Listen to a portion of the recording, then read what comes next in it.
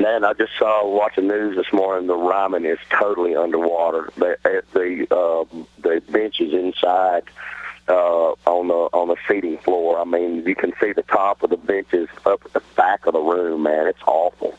Was it just a strong storm that sat over the city? What was the deal with that? Because my mom lives there, and I woke up and saw all that flooding. It kind of reminded me of the tropical storm that hit here about 10 years ago. Yeah, and the flooding reminds me of the way New Orleans looked after the levees broke when all the water sat, because downtown is pretty bad like that. I mean, Rosa Parks Boulevard, for 2 days you couldn't see anything but the top stop signs on the highways.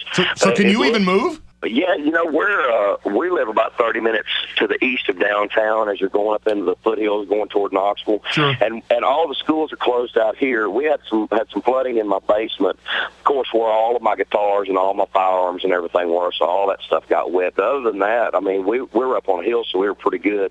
A lot of the low-lying areas around here, strip malls and all that stuff got popped pretty hard. But outside of the main city, as you get like up above Donaldson Pike and up a little bit of elevation, the drainage has been real good. So most of the water level has receded here. But downtown, the river level was still rising yesterday. It crested over First Avenue yesterday, and by yesterday evening, they said it was up past 7th Avenue. So all of downtown on Broadway, as you've been to CRS before, where the Renaissance is, yep. The water is way up above that now. It's all come all the way from the riverfront, crested, moved all the way up past 8th Avenue on Broadway. So that's amazing, man. I've lived here over 20 years. I've never seen anything like that. Well, I was talking with Erin a little while ago. She agreed with me. Once this is all done and everything dries out, I think the country music community will come together in a big way to get whatever needs to be gotten. Absolutely, and I'm going to make a few phone calls as I get out on the road this weekend. We have the CMA Music Fest coming up, which would be a great time for the CMA to really step up and donate a big portion of the money that they generate after and they the CMA should. Music Fest. They really should, and I think it should be something they're talking about now. But that may be postponed because LP Field right now is completely underwater, which is where we have the actual I didn't concert. even think about that. Yeah, Yes, if they sir. can't get that thing dried out. But I would imagine that is, since it's an open-air stadium. Well, and two, those football stadiums build a lot of drainage underneath, so Sure. it should. But what about the locker rooms and the infrastructure up underneath and around the basin of the stadium? How long is it going to take to get that?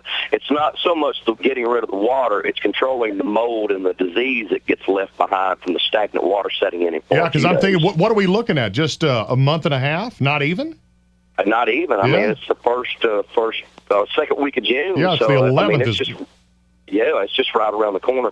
But for the most part, I think they'll probably have all that stuff lined out, depending that we don't get another heavy saturation of rain in the next couple of weeks, because all the rivers are maxed out. As we were in Canada Saturday night, we were coming back in from New Brunswick. And my piano player's daughter is going to college, and she lives on Long Hollow Pike, which is on the north side of town, going back up into Kentucky, around the Rivergate area. And they called her and her roommates about 8 o'clock that evening. They told them to get to the highest point in the house, get their personal belongings, what they needed, that they would be sending boats over the next several hours, that they were going to have to open Old Hickory Dam up and flood the area intentionally because the dam was showing stress fractures because of the water pressure. Holy moly! So they had... And so you've got all these dams around here that are at maximum capacity. They're trying to release as little water as they can because everything we do affects everything downriver as you get to Memphis, which are still having flooding issues. So as they've got to let some of that relief get away before they can start releasing the pressure off these dams. If one of these, they had a dam bust in Kentucky somewhere over the weekend. If we have one of these major dams around the Nashville area that fractures and dumps a body of water out, this whole city is going to be years from recovering. And that's a real threat. Man. It is. That's a very real threat. Well, let's talk about something a little bit more happy, and that is your triumphant return to Houston. You're going to play the Baytown Youth Fair, and that's just about 10 days from today.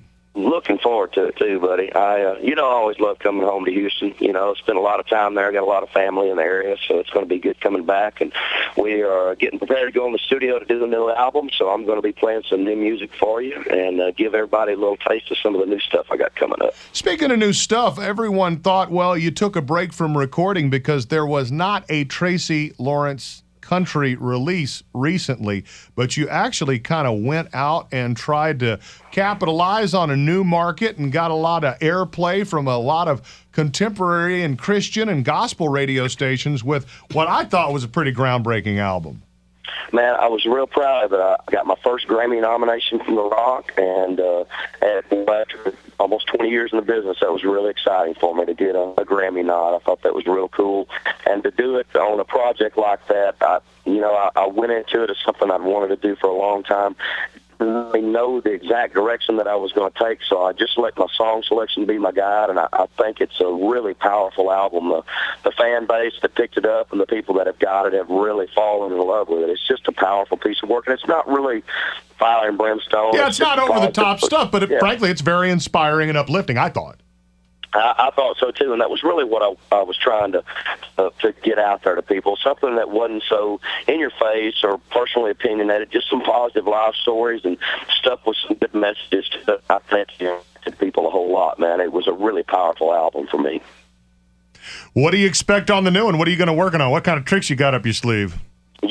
I've been writing a lot of stuff. I've got about 40 songs that I've got in the sack over the last 2 years. We've done some writers' retreats, so I'm writing everything on this album. And, it stems from my mom and dad have had some personal problems this year. I've written a lot of stuff about that.